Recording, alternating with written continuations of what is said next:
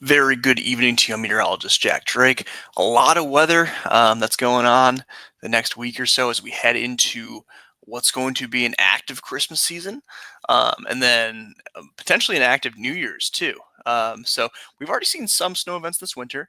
Not all of them have gone exactly the way I would have liked to as the forecaster, right? So the last storm, we said coating to an inch, and yes, I heard all you on social media when we got 4 inches in some of the hill towns. So not exactly ideal. We're not off to the best start here in December, but we're warming up, right? The way I look at it is if I'm up and I'm doing my analysis and I'm looking at different models, and it doesn't work out, I can live with that.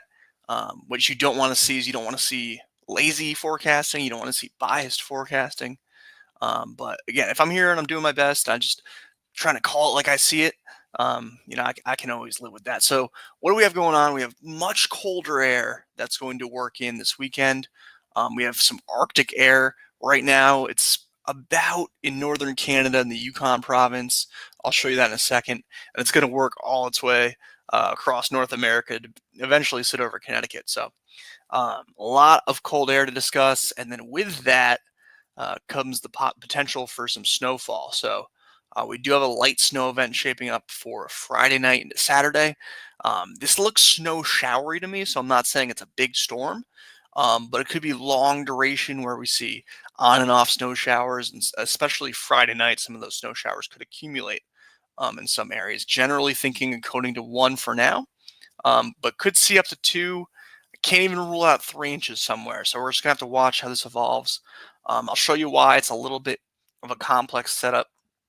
Um, but yeah, let's bring up the models here. So this is that giant bank of cold air that's up over Canada right now, and that's going to move down. Watch it as we go through time here. It's going to move down over the Great Lakes and then over New England. So anywhere you see a white shading, that's where it's below zero. This lighter white and blue color here.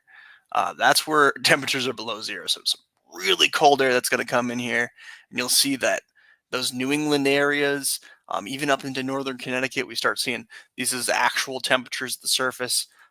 Right around zero, maybe even negative numbers. The wind chills making it feel a little bit colder than that. So a lot of cold air coming in.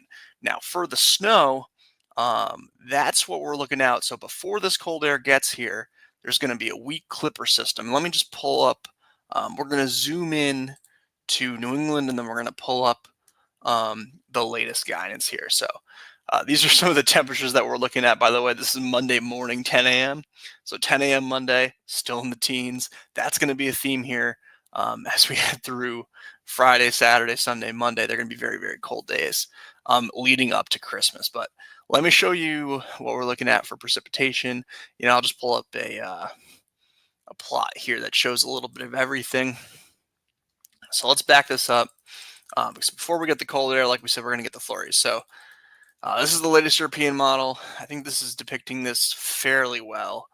Let me zoom out a little bit more too, just to give you this is like a much better view of everything that's going on. So we're going to have this energy in the system down off the southeast coast, and then we're going to have a clipper system try to dive down from the Great Lakes. So these two are going to kind of try to coalesce a little bit, but the energy really isn't. It's not a perfect setup for a big storm. It's not going to come together exactly right. So it's going to the clipper is going to be a little bit late. This is storm is already going to move out to sea. So what we're left with is we're left with kind of this light snow shower. So again, this is now Friday afternoon. This is about 4 or 5 p.m. Friday. You're seeing snow showers already work into Connecticut from upstate New York. That snow shower activity is just going to continue, and I think we might even get into a steadier batch of snow. This is really the time frame I'm looking for is in Friday night late, so after midnight Friday into Saturday morning, especially in Western Connecticut where there might be a little bit of an inverted trough set up here uh, from this coastal storm. Again, I don't want to get into the weeds of exactly like the dynamics at play. I can show you a little bit, but basically, there's enough energy to create light snow at that time, especially in western areas in New York State. Then you can see kind of peters out over Connecticut, and then we're left with this really cold air mass in place. High pressure should create some sunshine, maybe later in the day on Saturday, and then definitely on Sunday. As far as the totals, again, I can zoom in here for you so you can see a little bit. We're not talking about any huge numbers, but we are talking about snowfall totals that could be, um, you know, coating to an inch for many. I even think that this might be underdone a little bit. If we go to, like, say, pull up the GFS, which is a different model, I think it's going to be a little bit more. Yeah, a couple inches possible, especially in Western Connecticut, Northern Connecticut. So that's really where my forecast is right now. Again, snow showery, right? We're not calling for a big storm. It's going to be long duration where there's potential flurries in there, potential snow showers, and maybe a little bit of a heavier period late Friday night, after midnight, so early Saturday morning, into about 8 a.m., 9 a.m. Saturday. Right now, that's where I'm seeing the brunt of this. And again, a couple inches, fluffy stuff. It's going to be it will be very cold, so expect this to pile up pretty readily. And again, let me zoom out here. I'll show you a little bit.